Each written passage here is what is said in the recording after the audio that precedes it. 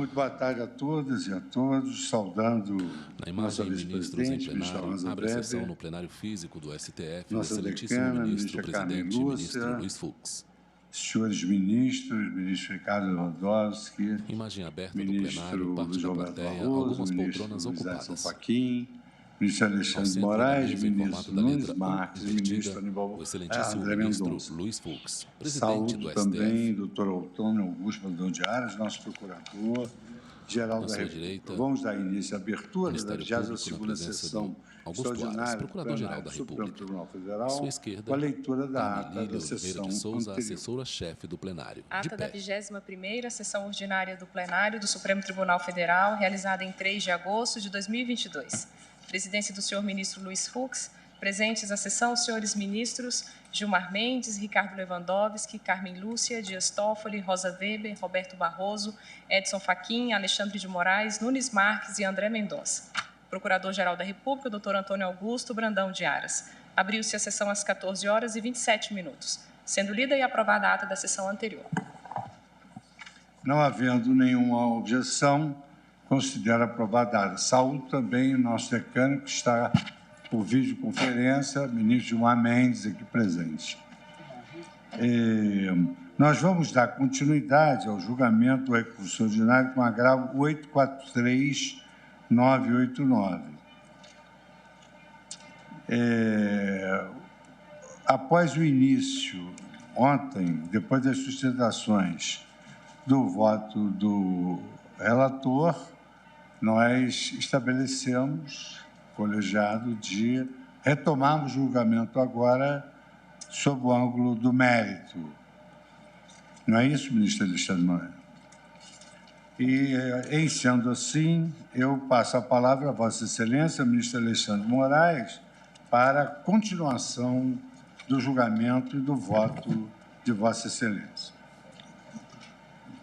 Obrigado, presidente. Cumprimento Vossa Excelência, ministro Luiz Fux, cumprimento do STF, Vossa vice-presidente, ministra ministra Rosa Weber, ministra Carmen Lúcia, ministros, doutor Augusto Aras, procurador-geral da República, os advogados e procuradores aqui presentes. O ministro tem uma porção Como Vossa Excelência disse, presidente, ontem eu iniciei uma rápida introdução com alguns números e estatísticas e, principalmente, a delimitação da repercussão geral em relação àqueles dois pontos trazidos nesse recurso extraordinário. Agora entraremos no mérito, presidente, a questão inicial, principalmente da responsabilidade subjetiva relacionada ao ato de improbidade. E a questão importante pelas transformações que a Constituição de 1988 trouxe, e isso tem grandes reflexos na interpretação, e isso será feito no voto, do direito administrativo sancionador. Não há dúvidas, isso foi muito ressaltado ontem na tribuna e também na minha introdução, que o aperfeiçoamento do combate à corrupção no serviço público, na administração pública, foi uma grande preocupação, uma grande e importante preocupação do legislador constituinte ao estabelecer no artigo 37 da Constituição Federal, pela primeira vez, verdadeiros códigos de conduta à administração pública e seu agente. Não só estabeleceu princípios básicos da administração pública, legalidade, impessoalidade, moralidade, publicidade e, posteriormente, a eficiência, não só estabeleceu também preceitos a serem seguidos pela administração, regras licitatórias, regras de publicidade, mas estabeleceu também código de conduta aos agentes públicos e a possibilidade de responsabilização e aplicação de graves sanções pela prática dos atos de improbidade administrativa, a previsão do parágrafo 4º do artigo 37. Foi a primeira vez em que, no texto constitucional brasileiro, primeira vez em que se constou o termo ato de improbidade. Não, desde lá de trás, da lei Bilac-Pinto, havia a possibilidade de responsabilização dos agentes públicos, mas houve a constitucionalização dessa determinação, não diria nem previsão, dessa determinação do legislador estabelecer uma lei que pudesse sancionar, e sanções graves, como também dito na tribuna, pudesse sancionar os agentes públicos que praticassem o ato de improbidade.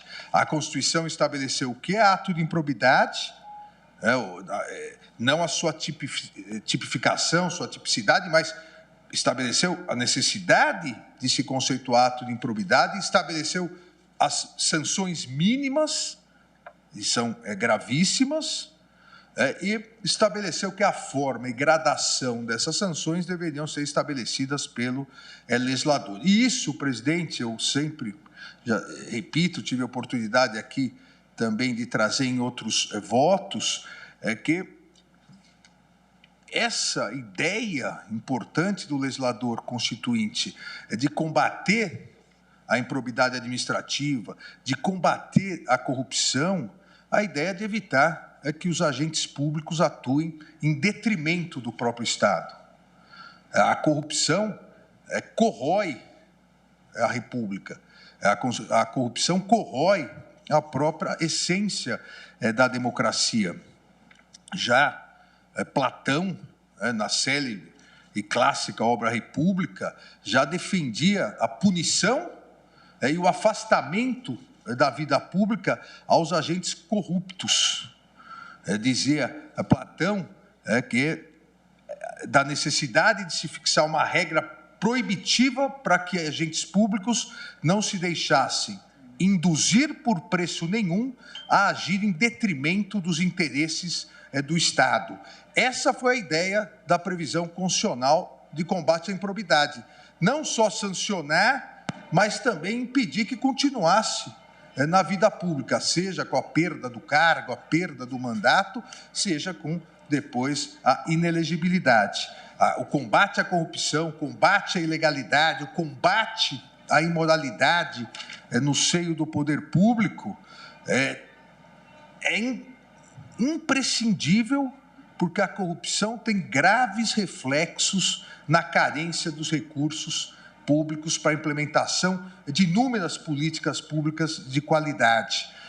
Infelizmente, a corrupção ela é a causadora, se não a causa imediata, mas é a causa mediata de inúmeras mortes em virtude de falta de recurso para a saúde pública, falta de recurso para a segurança pública, falta de recurso para a infraestrutura de estradas, é a causadora imediata dessas mortes. A corrupção é negativa do Estado constitucional. O Estado constitucional tem por missão a manutenção da retidão, a honestidade na conduta dos negócios públicos, porque quem desvia recursos públicos, quem desvia os recursos necessários para efetiva e eficiente prestação de serviços, não só, presidente, não só corrói aquele que desvia os recursos necessários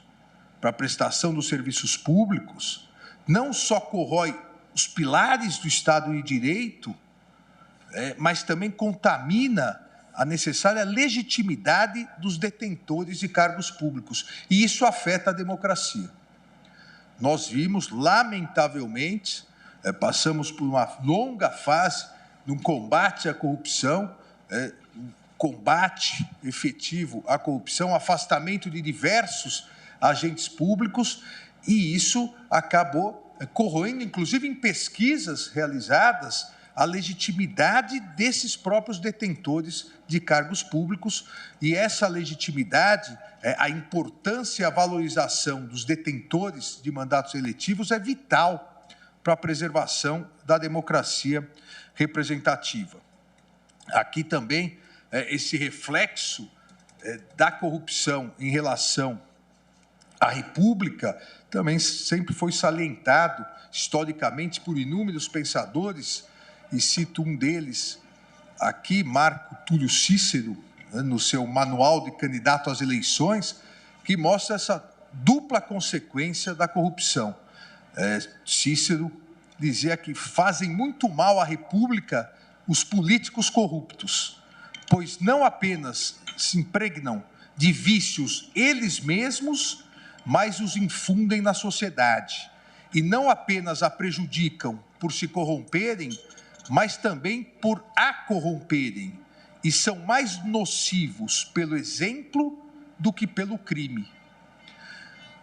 E essa ideia de combater essa nocividade do exemplo, do mau exemplo que agentes públicos dão ao se corromperem, essa ideia foi trazida pela Constituição de 1988, essa inovação, ao permitir tratamentos sancionatórios diferenciados entre os atos ilícitos em geral e os atos de improbidade administrativa. E aqui uma outra questão importante que reflete numa mudança, e vou tratar mais detalhadamente daqui a pouco, mas uma mudança esdrúxula que a lei pretendeu dar, dizendo que a ação de improbidade não é uma ação civil. Ou é ação civil, ou ação penal, ou ação trabalhista. Trabalhista não é, penal também não é. Então, é ação o quê? Não existe ação administrativa. Foi uma tentativa, e nós vamos verificar aqui, uma tentativa de contaminar a discussão sobre retroatividade ou não. Diga, presidente. O professor Frederico Marques, nas suas instituições, sempre relembradas, ele afirmava exatamente isso. As lides, ou são lides penais, ou são lides civis, assim compreendidas, tributárias, administrativas, comerciais, etc. Só para acrescentar... Exatamente, presidente, porque senão fica no limbo. Então a ação de improbidade é uma ação que... E nesse aspecto, a lei foi extremamente incoerente, porque ao mesmo tempo que diz ação por improbidade não é ação civil, aí vai no artigo 17 e manda aplicar o Código de Processo Civil e, ao mesmo tempo, só concede a legitimidade para o Ministério Público propô-la, que nos termos do artigo 129, inciso 2º e 3º, pode propor ação civil para a defesa do patrimônio público. Ou seja, vai, e foi, voltou e não saiu do lugar. Não saiu do lugar por quê? Porque, por mandamento constitucional, a partir do artigo 37, parágrafo 4º, há possibilidade de 2 tipos de apenamento, ou duas possibilidades de responsabilização de atos ilícitos. Os atos ilícitos civis em geral e os atos de improbidade administrativa. Nós mesmos aqui já analisamos várias vezes em repercussão geral a questão da prescrição diferenciada de uns e de outros. Os atos ilícitos em geral, 5 anos. O tema 666. Atos de improbidade depende do artigo 23, agora alterado, e os atos dolosos de improbidade, imprescritibilidade em relação ao ressarcimento. Porque há essa diferenciação. Todos são ilícitos civis, mas os gerais e os de improbidade administrativa. E por que essa diferenciação? E outra questão primordial para a conclusão desse processo. Porque o ato de improbidade é aquele que traz em si uma ilegalidade qualificada. É uma ilegalidade qualificada porque voltada à corrupção. Essa é a ideia da improbidade administrativa. Ao estabelecer no artigo 37, parágrafo 4º, que o Congresso Nacional deveria editar uma lei para regulamentar a responsabilização por atos de improbidade administrativa, o que a Constituição comandou ao Congresso Nacional foi que punisse não a mera ilegalidade, cujo ordenamento jurídico historicamente já disciplinava a punição, a regulamentação, mas sim que punisse a conduta ilegal ou a conduta imoral do agente público, voltar dessa conduta para a corrupção.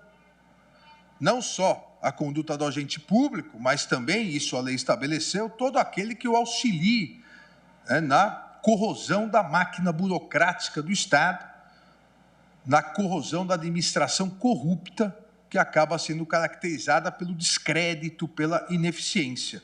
E essa é a diferenciação do ato de improbidade. Essa é a diferenciação da lei de improbidade administrativa. A lei prevê a responsabilização por uma ilegalidade qualificada. A punição, consequentemente, é mais severa ao agente público corrupto que se utiliza do cargo ou para enriquecer ilicitamente, o artigo 9º, ou para causar prejuízo ao erário, o artigo 10, ou para atentar contra princípios e preceitos da administração, o artigo 11.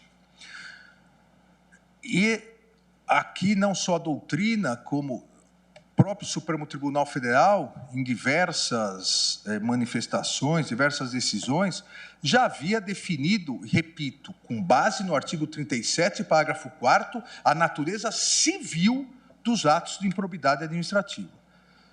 Definirmos, ou eu diria, reafirmarmos a natureza civil dos atos de improbidade administrativa, essa reafirmação é essencial para análise da possibilidade ou não de aplicação retroativa das previsões da nova lei. No caso aqui, a questão da culpa, dolo culpa, e a questão da prescrição. Porque o comando constitucional é muito claro, ao consagrar a independência da responsabilidade civil por improbidade administrativa da responsabilidade penal. Porque no artigo 37, parágrafo 4º, a Constituição estabelece que os atos de improbidade administrativa importarão em perda do mandato, suspensão dos direitos políticos, ressarcimento ao erário público, sem prejuízo da ação penal cabível. Ou seja, não é, por mais grave que sejam as sanções, não é ação penal e não são sanções penais, tanto que não são sanções privativas da liberdade. Cito aqui, presidente, larga doutrina que aponta a natureza civil dos atos de improbidade administrativa, e cito, como eu disse, essa esdrúxula tentativa, eu diria até uma maneira inexplicável, que a Lei 14.230 pretendeu, em seu artigo 17d, excluir a natureza civil da ação de improbidade. Obviamente, como o Supremo Tribunal Federal reiteradamente, com base em 100% da doutrina, já havia reafirmado a natureza civil do ato de improbidade, a lei pretendeu excluir a natureza civil da ação de improbidade. Obviamente, o que não é possível, porque aqui, com todo o respeito ao texto, essa parte do texto legal, houve uma errônea e ficta tentativa de excluir a natureza civil do ato de improbidade, pretendendo dizer que a ação de improbidade não tem natureza civil. Se não tem natureza penal e não é trabalhista, como Vossa Excelência bem lembrou, alguma coisa tem que ser. E, obviamente, há mais de 30 anos, é pacífica a sua natureza civil. A lei não tem e não teve a força de excluir a natureza civil do ato de improbidade e de suas sanções, porque essa natureza civil do ato de improbidade e das sanções decorrentes da condenação por improbidade administrativa, essa natureza tem substrato constitucional. Isso foi destacado, e cito alguns casos, para não citar todos, no Supremo Tribunal Federal. Isso foi destacado já no julgamento do tema 576, de repercussão geral, tema 576 de minha relatoria, onde reafirmamos que a Constituição Federal inovou no campo civil para punir mais severamente o agente público corrupto, independentemente das já existentes responsabilidade penal e político-administrativa. O tema 576, presidente ministras, ministros, todos se recordam, era a discussão se prefeitos, vereadores que podem ser responsabilizados pelo decreto-lei por infrações político-administrativas também poderiam ser por improbidade. E definimos aqui, como já era pacificado, que sim, porque a responsabilidade político-administrativa é uma, a responsabilidade penal é outra e a responsabilidade civil por improbidade administrativa é outra e foi trazida pelo artigo 37, parágrafo 4º da Constituição. No mesmo sentido, na PET 3240, de relatoria do eminente ministro Luiz Roberto Barroso, se reafirmou a responsabilidade civil pelos atos de improbidade administrativa, a natureza civil, quando também se dizia que o foro, a prerrogativa de foro não é extensível à improbidade administrativa. O eminente ministro relator, ministro Luiz Roberto Barroso, salientou que o foro especial por prerrogativa de função previsto na Constituição Federal, em relação às infrações penais comuns, não é extensível às ações de improbidade administrativa de natureza civil. Uma outra reafirmação do Supremo Tribunal Federal sobre a natureza civil foi bem lembrada no parecer do Ministério Público do Estado de São Paulo, que ontem se fez aqui representar por seu eminente Procurador-Geral de Justiça, o Dr. Mário Luiz Sarrubo, no julgamento da ADI 2793, onde o relator, ministro Sepúlveda Pertence, novamente reafirmou a ação de improbidade tem natureza civil. Ou seja, é pacífica a natureza civil do ato de improbidade administrativa. E em que pese, como acabei antecipando, o legislador tentar, no inciso D do artigo 17, retirar a natureza civil da ação, ele próprio, o legislador, na sua alteração, determinou que se seguisse o procedimento comum estabelecido aonde? No Código de Processo Civil. Ou seja, deixando claro e óbvio a natureza civil dos atos de improbidade e da sua ação. Ministro, pausa, fala e bebe água. Em que pese, e aqui entramos diretamente agora na questão do elemento subjetivo, em que pese a sua natureza civil, obviamente o ato de improbidade administrativa, por ser um ato ilícito civil, qualificado, a ilegalidade qualificada pela corrupção, voltada à corrupção, exige para sua consumação, essa é a regra, é um desvio de conduta do agente público, devidamente tipificado em lei, e como eu disse anteriormente, que no exercício de seu cargo, das suas funções, afastando-se dos padrões éticos e morais da sociedade, pretende ou obter vantagens materiais para si, indevidas, artigo 9º, ou acabe gerando prejuízos ao patrimônio público, artigo 10º, ou não obtendo sucesso nem em gerar prejuízo, nem em obter vantagens ilícitas, acabe ferindo os princípios e preceitos básicos da administração, é o artigo 11º. Nesse aspecto, a Lei 14.230 reiterou expressamente a regra geral da necessidade de comprovação de responsabilidade subjetiva para a tipificação do ato de improbidade administrativa. Aqui é muito importante destacar porque várias notícias, vários comentários dizendo que a reafirmação do dolo alteraria muito a questão. Não. É importante reafirmar que a regra desde 92, desde 2 de junho de 92, com a publicação da Lei de Improbidade Administrativa, a regra para tipificação dos atos de improbidade é o dolo. Artigo 9º é só doloso, artigo 11, só doloso, o único artigo que permite a modalidade culposa, o artigo 10. Então, a regra é a responsabilidade subjetiva pelo elemento subjetivo dolo. Essa é a regra.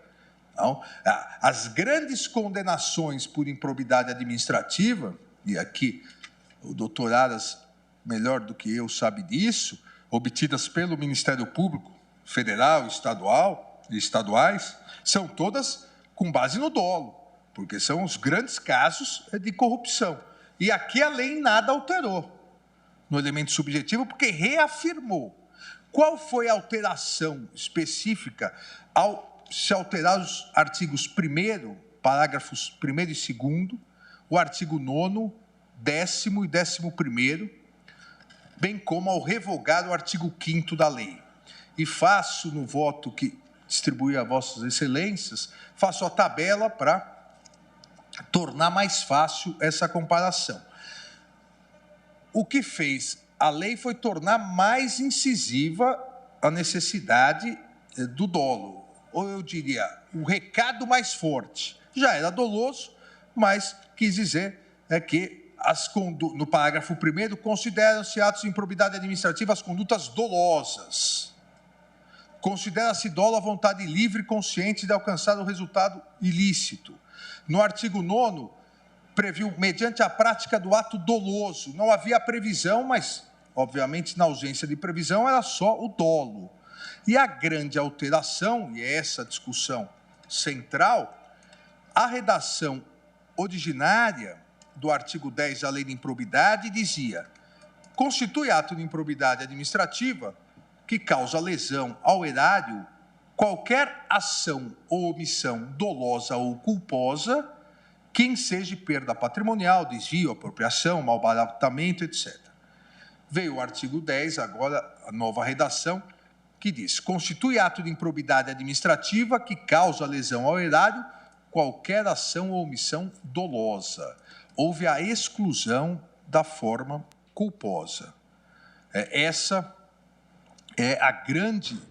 foi a grande alteração da legislação. Alexandre de Moraes. A reafirmação de que todos os artigos, os 3 artigos que tipificam condutas para o ato de improbidade são eminentemente dolosos, essa reafirmação entendeu o Congresso Nacional ser necessário para afastar a responsabilidade objetiva, para afastar a possibilidade de imputações objetivas. Ocorreu um caso de corrupção, você é o prefeito, ocorreu na sua prefeitura, ou você é o governador, ocorreu no governo do estado, você automaticamente está responsabilizado. Ora, a responsabilidade objetiva no campo da improbidade administrativa não é aceita. Não era aceita nesses 30 anos e continua não sendo aceita. Há necessidade de se comprovar dolo ou, até então, dolo ou culpa no artigo 10. E eu cito aqui, presidente, diversos precedentes do STJ e do próprio Supremo Tribunal Federal, onde se reafirma a necessidade da demonstração do elemento subjetivo. A necessidade do dolo e, excepcionalmente, no caso do artigo 10, da culpa. Isso, mesmo antes da edição da lei, não se admitia a responsabilidade objetiva do agente no caso de improbidade administrativa, até porque, como lembrado da tribuna, são sanções gravíssimas. Não é possível uma responsabilidade objetiva nesse caso. Diga, presidente. E o saudoso e querido ministro Zavascki, nós pertencíamos à seção de Direito Público, trabalhamos juntos durante 11 anos. E ali criou-se a jurisprudência exatamente nesse sentido que Vossa Excelência está expondo, ou seja, a lei de improbidade ela não é aplicável ao administrador inepto, e sim ao administrador ímprobo. E essa foi uma jurisprudência praticamente pacificada em nível infraconstitucional.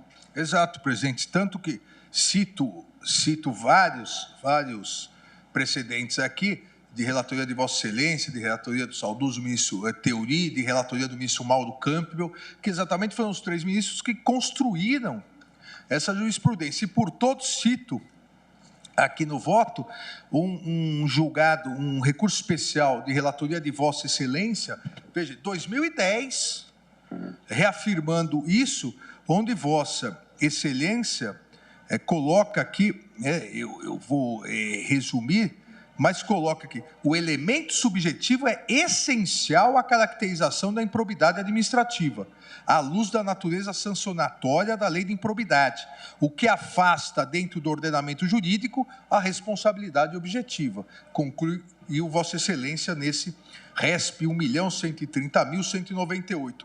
E eu repito, de 2010, essa jurisprudência já pacificada da ausência de responsabilidade objetiva. Cito também outro de redatoria do eminente ministro Teori Zavascki: não se pode confundir ilegalidade com improbidade. Disse o eminente ministro Teori Zavascki: a improbidade é a ilegalidade tipificada e qualificada pelo elemento subjetivo da conduta do agente.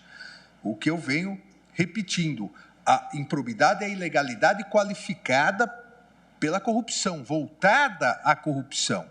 Não é possível se responsabilizar alguém de forma objetiva. Simplesmente porque ocorreu algo que estaria na alçada de competências desse gestor público. A análise da imputação deve sempre demonstrar a existência clara e flagrante do elemento subjetivo.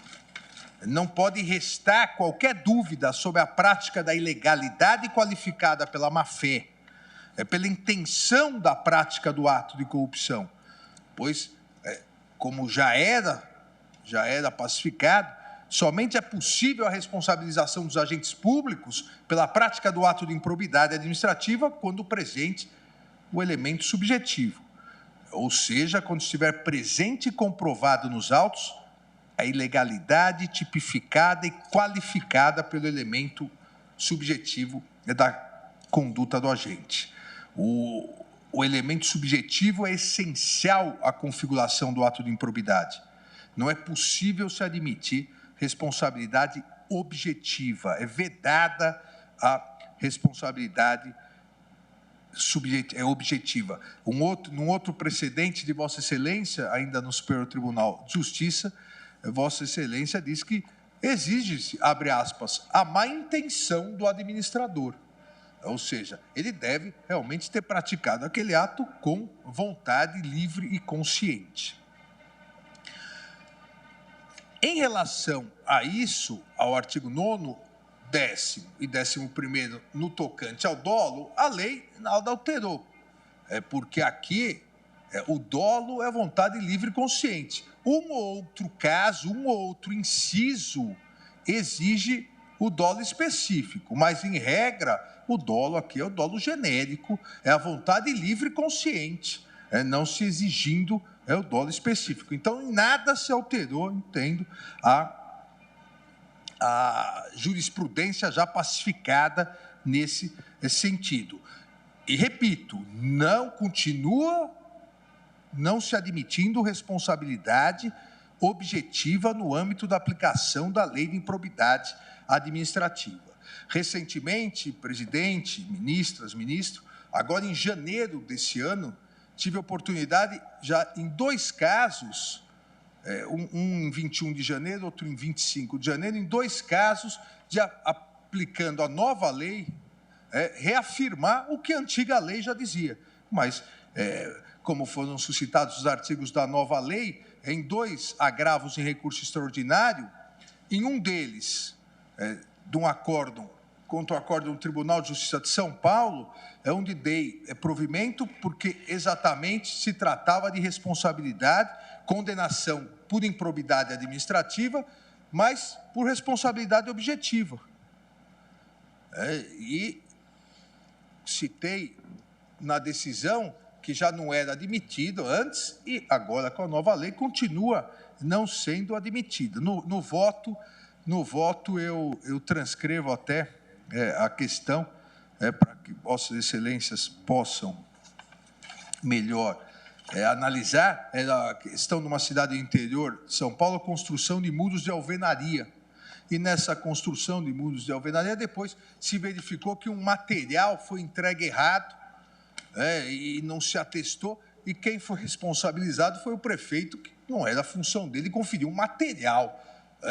Então, dei provimento. Num outro caso, um agravo em recurso extraordinário, também esse de decisão do Tribunal de Justiça do Estado, da nossa eminente ministra decana, a ministra Carmen Lúcia, das Minas Gerais, eu mantive a decisão que o próprio Tribunal de Justiça do Estado de Minas Gerais já havia dito que a primeira instância havia condenado por responsabilidade objetiva, que não se estabeleceu o liame entre o agente público e a conduta, ou seja, e reafirmou o Tribunal de Justiça do Estado de Minas Gerais, a ilegalidade isoladamente considerada não configura ato de improbidade, sendo certo que a conduta violadora do artigo 11 necessita estar impregnada de má-fé por parte do administrador público. Então, nesse caso, também mantive. Mas, para demonstrar, esses dois casos, que o que não se admitia antes, em termos de responsabilidade objetiva, não se admite agora. Esse é um primeiro ponto importante.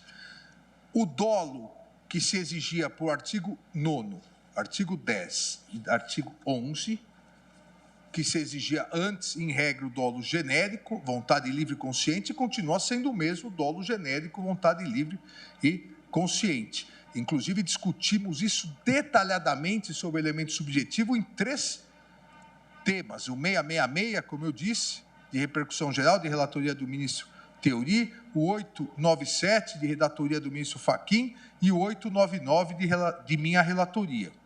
Então, também não há dúvida em relação a isso, em relação à diferença de tratamento quando há dolo e não há dolo, e, excepcionalmente, quando há ou não a culpa. E aqui, presidente, o terceiro ponto.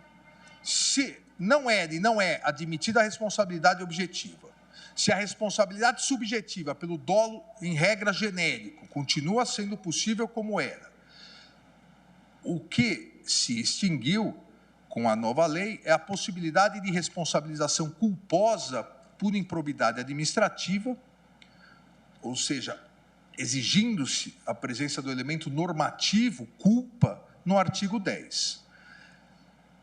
E essa discussão sempre foi muito grande.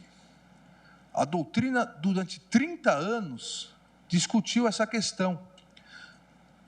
A doutrina divergia sobre a própria constitucionalidade dessa previsão, porque, sendo a improbidade administrativa uma ilegalidade qualificada voltada à prática de corrupção, a modalidade culposa poderia gerar, como às vezes gerou, verdade seja dita, a modalidade culposa poderia gerar tratamentos legais desproporcionais, por equiparar figuras diversas para fins de mesma responsabilidade grave.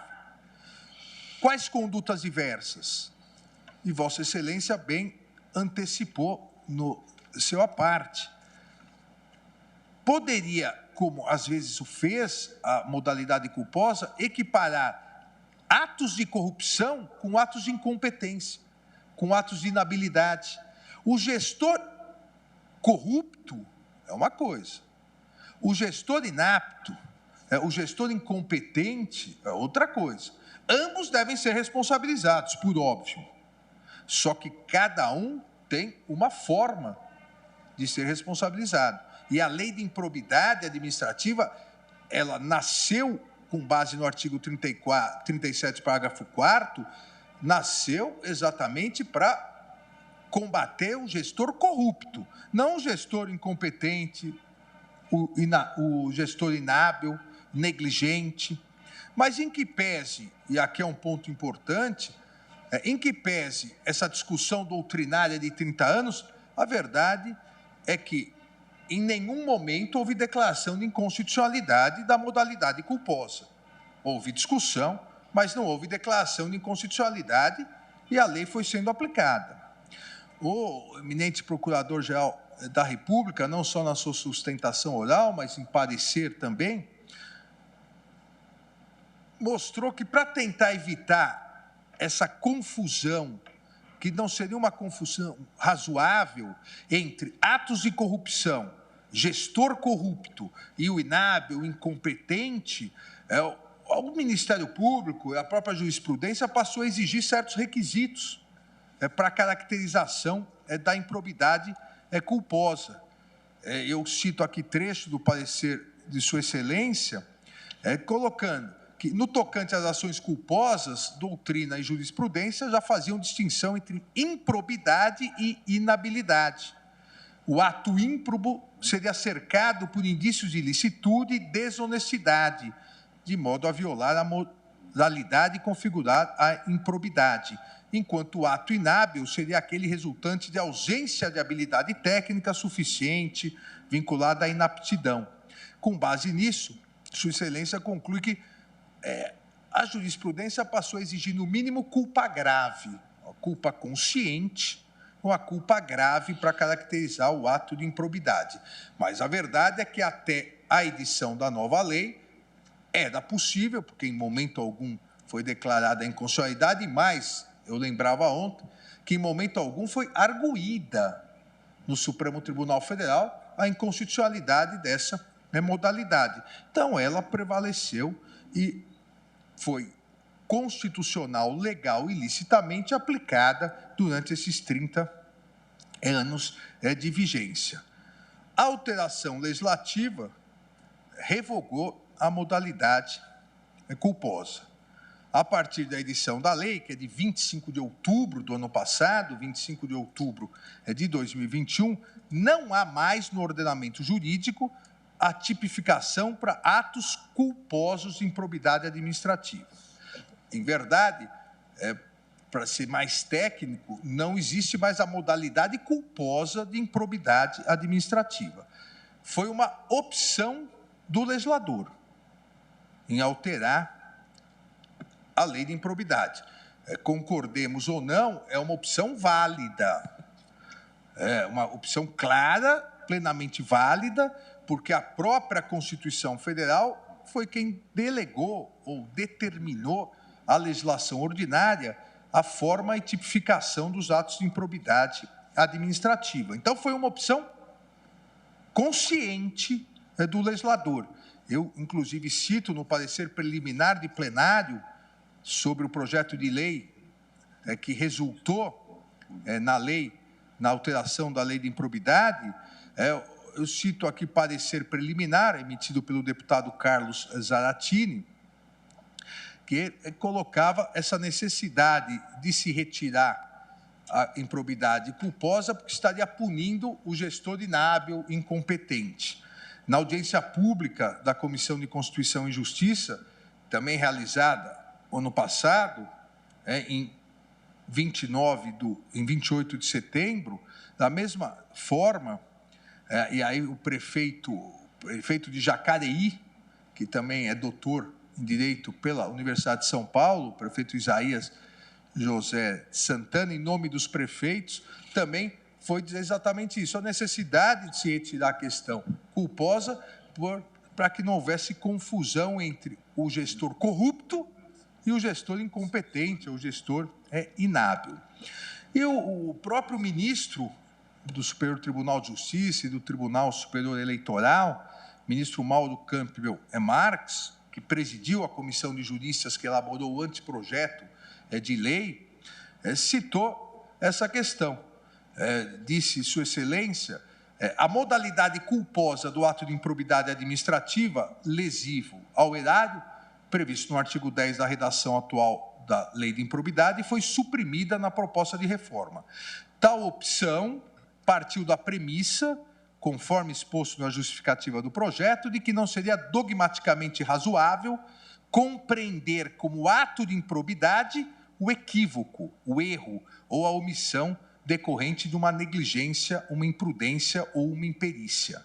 Bem como explicitou que, evidentemente, tais situações não deixam de poder se caracterizar como ilícito administrativo, mas submetidas a outras sanções.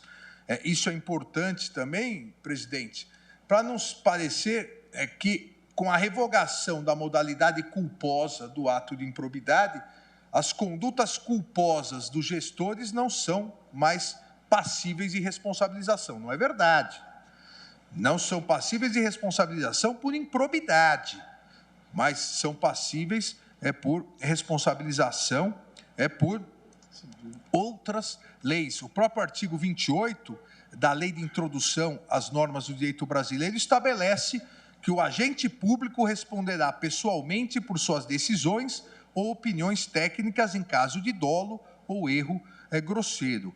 Isso vem regulamentado pelo Decreto 9.830. Ou seja, continua havendo responsabilização do ato culposo, do agente inapto, incompetente, que gere prejuízo ao erário. Continua havendo obrigatoriedade desse agente que, com culpa, gerou prejuízo ao erário, ressarcir. Agora, não é mais improbidade administrativa. Agora, presidente, ao revogar a modalidade culposa do ato de improbidade administrativa, a Lei 14.230 não trouxe qualquer previsão de uma anistia geral para todos aqueles que, nesses 30 anos de aplicação da Lei de Improbidade Administrativa, foram condenados pela forma culposa. Essa é outra questão importantíssima. Em 30 anos, não houve declaração de inconstitucionalidade da modalidade culposa, ela foi aplicada em diversos casos, a partir do devido processo legal. Aqueles condenados pela modalidade culposa, as sanções previstas na lei, não receberam uma anistia geral por parte da Lei 14.230, que, inclusive, apesar de sugestões da Comissão de Juristas, que, inclusive, preferiu afastar qualquer regra de transição. Não houve nenhuma regra de transição. Então, não há uma anistia geral e não houve nenhuma regra de transição. Exatamente por isso, não há uma norma expressa na lei que possa auxiliar o intérprete na aplicação da norma. E, no caso aqui, o Supremo Tribunal Federal, nessa interpretação sobre a revogação do ato de improbidade administrativa culposa em diversas situações, como ações em andamento, condenações transitadas ou não transitadas em julgado, condenações transitadas em julgado e que estão sendo executadas, a pessoa pagando, ressarcindo o erário. A Lei 14.230 somente estabeleceu uma genérica aplicação ao sistema de improbidade administrativa dos princípios constitucionais do direito administrativo sancionador. Ou seja, não previu anistia, não previu regra de transição, tentou retirar o caráter civil do ato de improbidade, mas, como vimos, o caráter civil é inerente ao ato de improbidade administrativa pelo seu substrato constitucional do artigo 37, parágrafo 4º.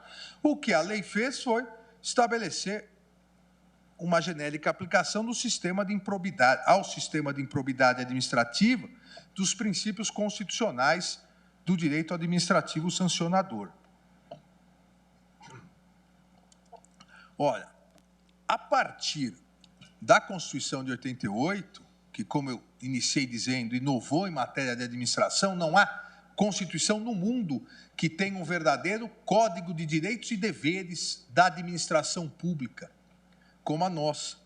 O segundo maior artigo da Constituição Federal é o artigo 37, após o artigo 5º da Constituição. É uma verdadeira declaração de direitos do administrado em relação ao administrador. A proteção do administrado em relação ao administrador, com princípios, com preceitos, com regras, com vedações. A partir disso, o direito administrativo sancionador, ele deixou de ser somente um subramo do direito administrativo para tratar de sanções a serem aplicadas na relação administração e administrador, mas passou a ser um direito também protetivo àqueles que sofrem sanções no sentido da aplicação integral do devido processo legal, da ampla defesa e do contraditório.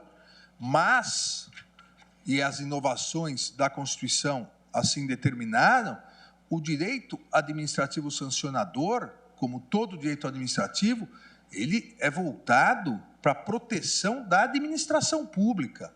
Ele é voltado para a proteção da legalidade, da impessoalidade, da moralidade, da publicidade da administração pública. Em que pese ser sancionador, ele é voltado exatamente para isso, para garantir a lisura, a honestidade da administração pública. E o direito administrativo sancionador, e aqui eu faço uma diferença que acho importante em relação ao direito penal, porque não se pode querer aplicar as regras do direito penal, todas as regras, ao direito administrativo sancionador. O direito penal, em que pese ambos serem ius puniendi do Estado, o direito penal, ele tutela a liberdade e jurisdicionalmente aplicado em ações judiciais, em ações criminais. O direito administrativo sancionador, ele é aplicado na esfera administrativa. Querer puxar isso para a esfera civil, para o ato de improbidade administrativa, simplesmente para, a partir daí, numa triangulação, dizer, direito administrativo sancionador é semelhante ao direito penal. Se é semelhante ao direito penal e agora se aplica aos ilícitos civis, vamos aplicar todas as normas de direito penal ao direito civil. Obviamente, isso não é possível. Quem vota é o ministro relator do feito, excelentíssimo ministro Alexandre de Moraes. O sistema de improbidade, ao sistema de improbidade se aplicando o direito administrativo sancionador, significa que aqui os ilícitos civis devem ter uma tipicidade mais fechada, protetiva, inclusive, daquele que é acusado. As regras procedimentais devem garantir ampla defesa, o contraditório, e houve, inclusive, alteração, que não é caso aqui, não é impugnado, mas houve alterações para que o procedimento garanta uma defesa maior, mas, em momento algum, isso significa automaticidade de aplicação das regras do direito penal ao direito civil, tentando se triangular algo que não é possível. Exatamente porque o direito administrativo sancionador, por ser sub-ramo do direito administrativo, deve ter a finalidade também de proteger a administração pública da corrupção, das condutas lesivas ao erário público.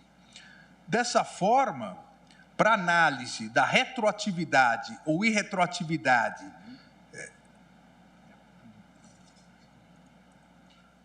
da norma mais benéfica, trazida pela Lei 14.230, ou seja, da revogação do ato de improbidade administrativa culposo, me parece que são 5 pontos que devem ser, esses que estamos tratando aqui em conclusão, 5 pontos que devem ser interpretados em conjunto. Primeiro, a natureza civil do ato de improbidade administrativa, que é definida, essa natureza, diretamente pela Constituição, a constitucionalização, em 1988, dos princípios e preceitos básicos, regras rígidas de regência da administração pública e responsabilização dos agentes públicos corruptos, dando novos contornos ao direito administrativo sancionador, a aplicação dos princípios constitucionais do direito administrativo sancionador ao sistema de improbidade, por determinação legal, a ausência, o quarto ponto, a ausência de expressa previsão, seja de anistia geral aos condenados por ato de improbidade administrativa culposo ou de uma retroatividade prevista expressamente da lei civil, e a ausência da regra de transição. A análise conjunta desses vetores interpretativos nos conduz, a meu ver, à conclusão de que o princípio da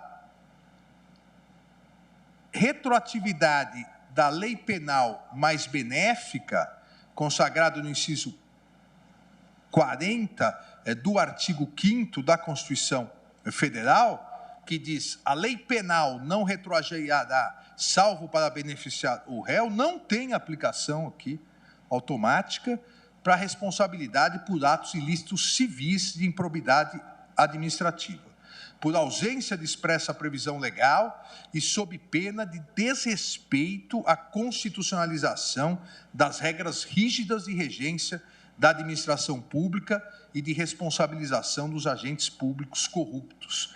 Ou seja, não há a retroatividade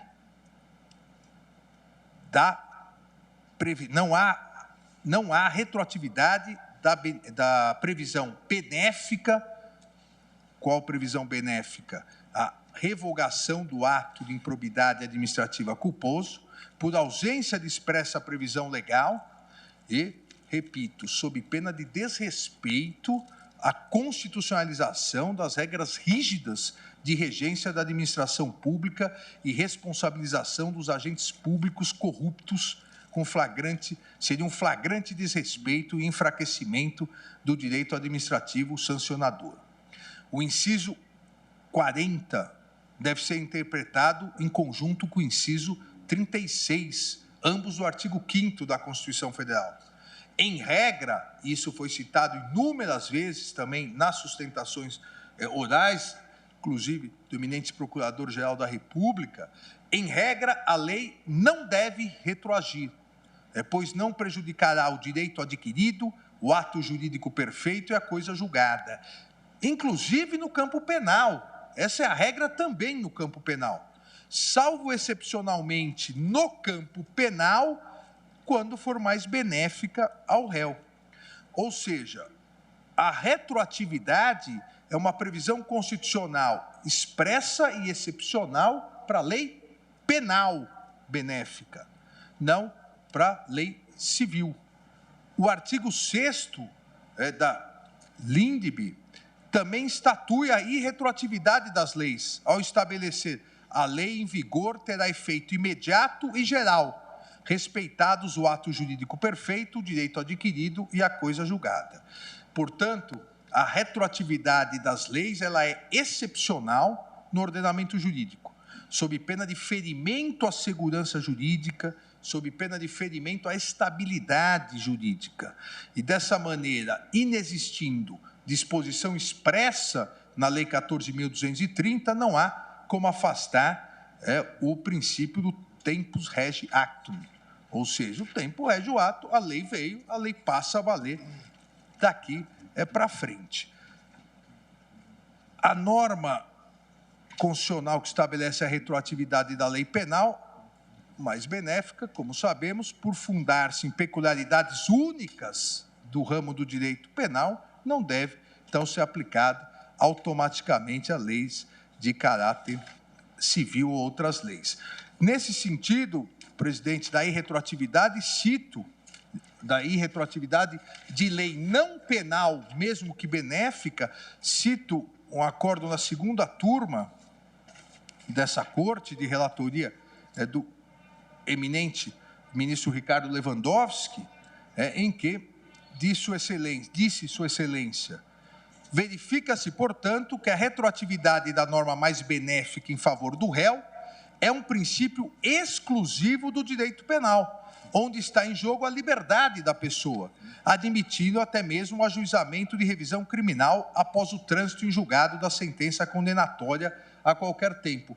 Sua Excelência foi relator e decidiu, nesse caso, de uma alteração na imposição de multa por contas rejeitadas, a irretroatividade da lei mais benéfica, da lei eleitoral mais benéfica, que diminuía o valor das multas. Nesse precedente, como disse o eminente ministro Ricardo Lewandowski, realçou que, abre aspas, na análise de um fato determinado, deve ser aplicada a lei vigente na sua época, fecha aspas. Cito outros precedentes dessa corte que tem sufragado o princípio do tempo rege o ato em diversos julgamentos. Cito aqui um RE de relatoria do eminente ministro Gilmar Mendes em relação a questões previdenciárias, cito um outro de relatoria do eminente ministro Luiz Roberto Barroso em relação a questões tributárias. A norma mais benéfica prevista pela Lei 14.230, então, que é a revogação da modalidade culposa do ato de improbidade administrativa, portanto, não é retroativa e, consequentemente, não tem incidência em relação à eficácia da coisa julgada, nem tampouco durante o processo de execução das penas e seus incidentes. E aqui, presidente, um ponto que realmente é extremamente mais complexo do que o que já é complexo, ministro Alexandre de Moraes, que merece uma atenção especial. A questão da irretroatividade, ela está ligada a duas outras questões. Há o princípio da ultratividade ou a questão do tempo régio ato. São questões interligadas, mas diversas. Por que isso? Eu aqui concluo que a revogação da modalidade culposa do ato de improbidade administrativa não retroage. É irretroativa, vale daqui para frente.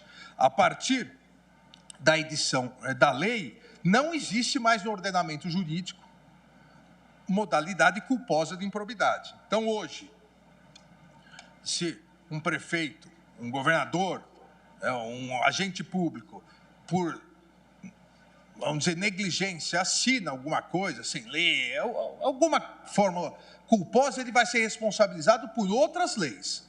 Não pela lei de improbidade. Isso ninguém tem dúvidas, porque houve a revogação.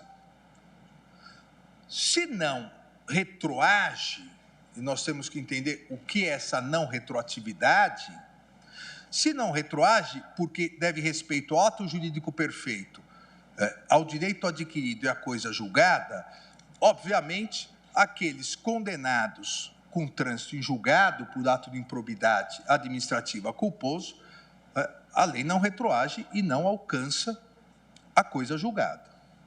Então, de um lado, nós temos que ninguém mais pode ser responsabilizado por ato de improbidade administrativa culposo, e do outro lado, nós temos que aqueles que já foram responsabilizados, e em virtude do princípio da presunção de inocência, inclusive no campo do direito civil, já foram responsabilizados com trânsito em julgado, também não retroage. Mas nós temos, entre uns e outros, nós temos um intervalo. E aqueles que estão sendo processados por ato de improbidade administrativa culposo.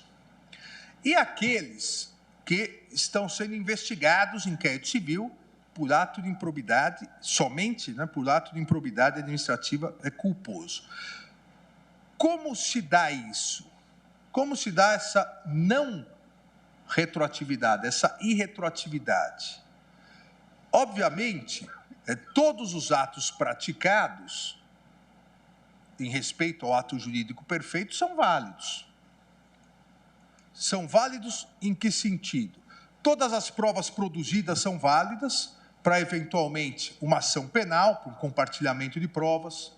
Então, se houve quebra de sigilo bancário, quebra de sigilo fiscal, são válidas essas provas.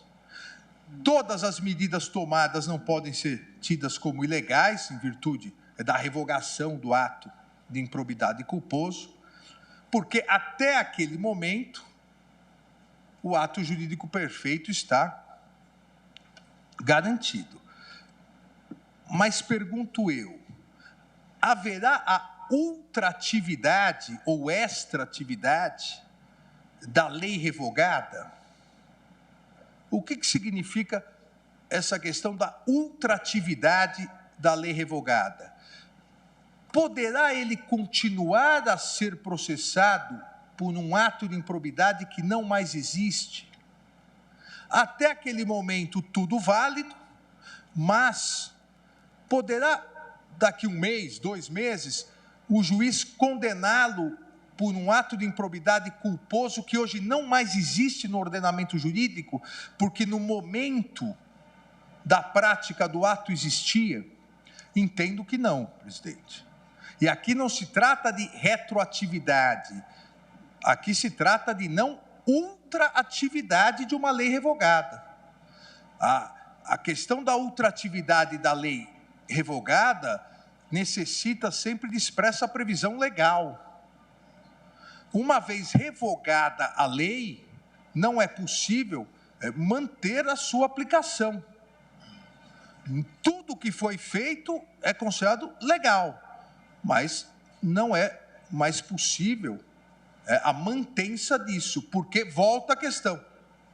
A lei é retroativa. Se a lei é irretroativa, tempo rege o ato. No momento em que o juiz hoje vai sentenciar, o tempo rege o ato. Qual lei que ele pode aplicar? Aquela que está em vigor. E a que está em vigor não prevê mais o ato de improbidade administrativa culposo. O que não significa que as investigações e as ações em andamento somente por atos administrativos culposos devam ser imediatamente extintas. Até porque há necessidade de se analisar se nesses casos não há o dolo eventual. Porque o artigo 10 permite, em várias das suas condutas, o dolo eventual. E nós sabemos que a culpa consciente e o dolo eventual são extremamente próximos. Se comprovar que uma conduta, mesmo que imprudente, negligente, mas foi feita com má fé, ou no mínimo, é o exemplo clássico do dolo eventual, o gestor falou, entre aspas, o dane-se, vislumbrou o resultado, mas não se preocupou com o resultado, é o dolo eventual. Então, esses casos em andamento devem ser analisados caso a caso, mas em virtude da inexistência da ultratividade de uma lei revogada, em virtude do princípio do tempo rege o ato, a irretroatividade da lei, ela atinge cada ato jurídico perfeito. Mas, a partir de cada ato jurídico perfeito, a própria irretroatividade diz, o tempo rege o ato. A partir de agora, é a nova lei. Em conclusão, nessa primeira questão, presidente, as alterações feitas pela Lei 14.230, nos artigos 1º, parágrafos 1º e 2º, no artigo 9º, no artigo 10º e no artigo 11º, bem como a revogação do artigo 5º, ao meu ver, em conclusão, prevêem 1. Impossibilidade total de responsabilização objetiva por ato de improbidade administrativa. 2. A exigência de comprovação de responsabilidade subjetiva para a tipificação dos atos de improbidade administrativa, exigindo, nos artigos 9º, 10º e 11º, a presença do elemento subjetivo dolo. 3. A inexistência da modalidade culposa de ato de improbidade a partir da publicação da Lei 14.230 de 2021. 4. A irretroatividade da norma benéfica da Lei 14.230 de 2021, em virtude do artigo 5º, inciso 36 da Constituição Federal, não tendo incidência em relação à eficácia da coisa julgada, nem tampouco durante o processo de execução das penas e seus incidentes. E 5. A aplicação dos princípios da não ultratividade e tempus rege acto, a modalidade culposa do ato de improbidade administrativa praticados na vigência do texto anterior da lei, porém ainda investigados ou sem condenação transitada em julgado, devendo, caso a caso, o judiciário analisar se há ou não o elemento subjetivo. Então, essa a conclusão em relação à primeira questão, que é o elemento subjetivo. Em relação ao sistema prescricional, posso seguir, presidente? Acho que mais 15 minutos eu termino. Vossa Excelência tem a palavra. Em relação ao novo sistema prescricional, já adianto, presidente, que, para mim, prescrição precisa de um elemento básico, principalmente quando se trata de questão do poder estatal. Precisa de inércia do Estado. Se não houver inércia do Estado, não é possível a prescrição. Então, aqui eu começo com a conclusão. A ausência de inércia, a eventual retroatividade seria o reconhecimento de prescrição por ausência de inércia estatal. Então, ao meu ver, A ausência de inércia estatal leva à irretroatividade do novo sistema prescricional. Como pode o Estado, em termos importantíssimos de combate à corrupção, ser surpreendido, principalmente com uma prescrição intercorrente, dizendo, olha, Estado, você atuou tudo dentro do tempo legal. Você não se quedou inerte. Você atuou regularmente, mas agora diminuiu o tempo. Então, o que foi atuação regular, agora é irregular e está prescrito. Não é possível isso, porque a ideia de prescrição, a ideia de uma previsão prescricional é exatamente para limitar a atuação do Estado. Ou seja, é inibir, e cito aqui o nosso sempre lembrado decano, o ministro Celso de Mello, a ausência da previsão de prescrição é para inibir o arbítrio estatal, para restringir o poder de coerção do Estado. Estado, você tem X anos para punir alguém por improbidade administrativa. E dentro dessas regras do jogo, o Estado vai atuar. Essa é a ideia. Garantir segurança jurídica, garantir estabilidade, garantir ao próprio acusado a previsibilidade, garantir, em suma, o devido processo legal.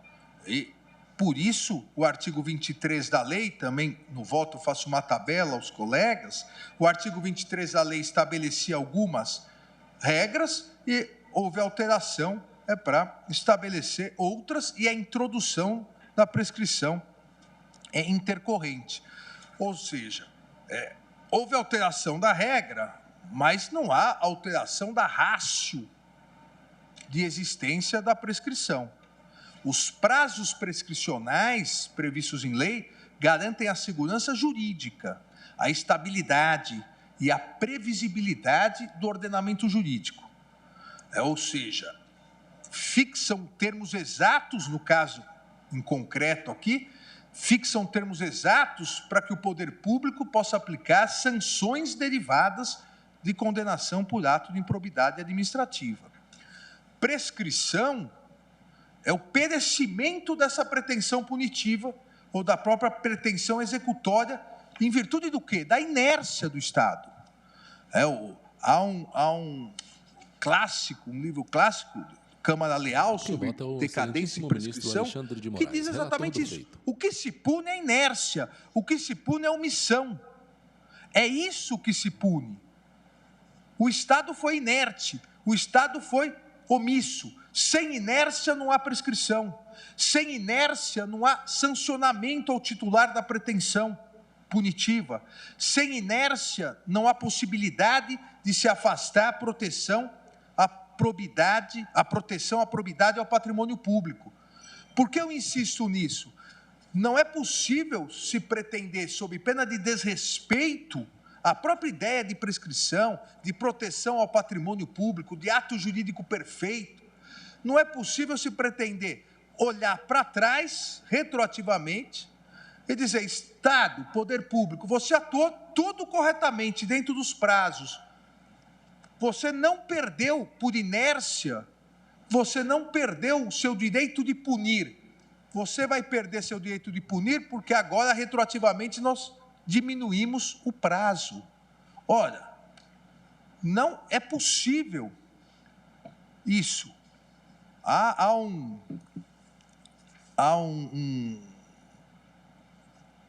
uma citação interessante, que agora eu não consigo achar, mas que diz exatamente isso, que a retroatividade da prescrição acaba ignorando, surpreendendo retroativamente o Estado. A irretroatividade seria um flagrante, a irretroatividade, perdão, é flagrante aqui em respeito ao poder público. E achei a citação do professor Humberto Teodoro Júnior, é uma citação interessante que diz que a irretroatividade dos prazos prescricionais, somente assim se evitará o risco do absurdo de provocar a lei superveniente a surpresa de uma prescrição consumada retroativamente. Olha, o Estado é surpreendido por uma lei nova que diz, Estado, na verdade você nem sabia, mas você estava inerte. Você estava inerte porque o prazo era de 5 anos, agora é 2, você atuou no 3º. Ou seja, como diz o professor Humberto Teodoro Júnior, o absurdo da lei superveniente provocar uma surpresa retroativamente. Não é possível isso, não é possível essa retroatividade. E aqui, presidente, há vários precedentes da Corte. Na primeira turma dessa Corte, no qual Vossa Excelência nos dava o prazer da presença, e em breve retornará, com certo prejuízo da turma pela perda da eminente ministra Rosa Weber. Acho que o ministro Luiz Roberto Barroso concorda comigo. Plenamente. Acompanha o relator. Então, vou pensar bem se eu vou para a plenária. Não, nós estamos de braços abertos, presidente. A primeira turma dessa Corte reiteradamente tem afirmado, abre aspas, se o Estado não está inerte, há necessidade de se interromper a prescrição para o cumprimento do devido processo legal. Em vários casos de Tribunal de Contas da União, nós estamos exigindo a inércia para reconhecer a prescrição. Cito aqui julgados da minha relatoria, de relatoria do ministro Luiz Roberto Barroso. A inércia nunca poderá, e aqui eu insisto, presidente, ministras, ministros, a inércia nunca poderá ser caracterizada por uma lei futura que, diminuindo os prazos prescricionais, passa a exigir o impossível. Ou seja, que retroativamente o poder público, que foi diligente e atuou dentro dos prazos à época existentes, cumpra algo até então inexistente. Isso realmente é um absurdo. Como exigir o impossível do poder público, retroativamente? Poder público, você foi diligente, você atuou dentro dos prazos à época existentes. Cumpra agora um prazo que você jamais poderá cumprir porque já perdeu. Então, não é possível a retroatividade da prescrição. Cito ainda outras decisões aqui de direito intertemporal do Supremo Tribunal Federal, decisões tanto antigas, de 78, de relatoria do ministro Antônio Neder, como mais recentes, de 2005, do ministro Veloso. E aqui o eminente ministro Carlos Veloso cita os ensinamentos e pontos de Miranda, dizendo exatamente isso. O efeito que se lhes reconhece é normal, o efeito no presente, o efeito imediato, pronto, inconfundível com o efeito no passado. O efeito retroativo é anormal. Inclusive, presidente, destaco que a opção, e me parece isso importante porque a doutrina especializada, não só na questão da prescrição, mas na questão do combate à improbidade administrativa, no combate à corrupção, sempre fez uma opção pela não retroatividade. E essa foi a opção, inclusive, da Comissão de Juristas, já citada aqui, presidida pelo ministro Mauro Campbell Marques. Ele relembra, num artigo, que o anteprojeto também estabeleceu alterações propostas nos prazos prescricionais. Somente deveriam ser aplicadas aos fatos ocorridos após a eventual vigência. A própria comissão entendeu que deveria aplicar não retroativamente a previsão. Em conclusão, presidente, o novo regime prescricional previsto na Lei 14.230 de 2021 não retroage em respeito ao ato jurídico perfeito, em observância aos princípios da segurança jurídica, do acesso à justiça e da proteção da confiança, garantindo-se plena eficácia dos atos praticados validamente antes da alteração legislativa. Por óbvio, sei, presidente, que nem seria necessário aqui repetir, mas me parece importante, uma vez que a sessão é pública, por óbvio, os prazos prescricionais da nova lei não se aplicam às ações de ressarcimento ao erário fundadas na prática de ato doloso, tipificado na Lei de Improbidade Administrativa, porque essas ações de ressarcimento continuam imprescritíveis, conforme já decidimos aqui, o plenário da Corte decidiu no tema 897, de redatoria do eminente ministro Edson Fachin. Então, aqui não há nada a ser alterado, aqui continua a imprescritibilidade. Para encerrar, presidente, o caso concreto e a minha sugestão de tese. No caso concreto, como relatado, eu vou recordar rapidamente, porque foi dito ontem, na origem, o INSS ajuizou ação civil pública por ato de improbidade previsto no artigo 10, caput, dos incisos 1, 10 e 12 da Lei de Improbidade Administrativa, com o objetivo de condenar a ré Rosméria Terezinha Córdova ao ressarcimento dos prejuízos sofridos em razão de sua atuação culposa, negligente, segundo o INSS, como procuradora contratada para defender em juízo os interesses do INSS. Absolvida em primeira instância, em segunda instância, anulada a decisão para que retornasse para a instrução probatória, pede a recorrente o reconhecimento da prescrição, uma vez que esse Supremo Tribunal Federal, no tema 666, já decidiu que os atos aqui culposos, como não é um ato, não, a imputação não foi por ato doloso, não se aplicaria o tema 897 da imprescritibilidade. Se aplicaria o tema 666, 5 anos. Pede a prescrição.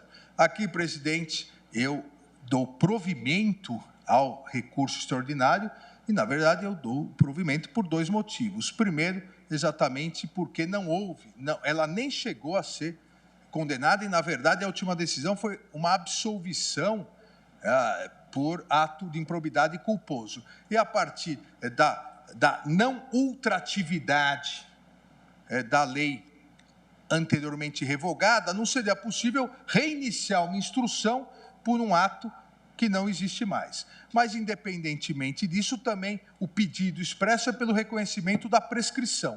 E os ilícitos civis, em geral, eles têm um prazo prescricional de 5 anos. Então, eu dou provimento ao recurso extraordinário para extinguir a presente ação.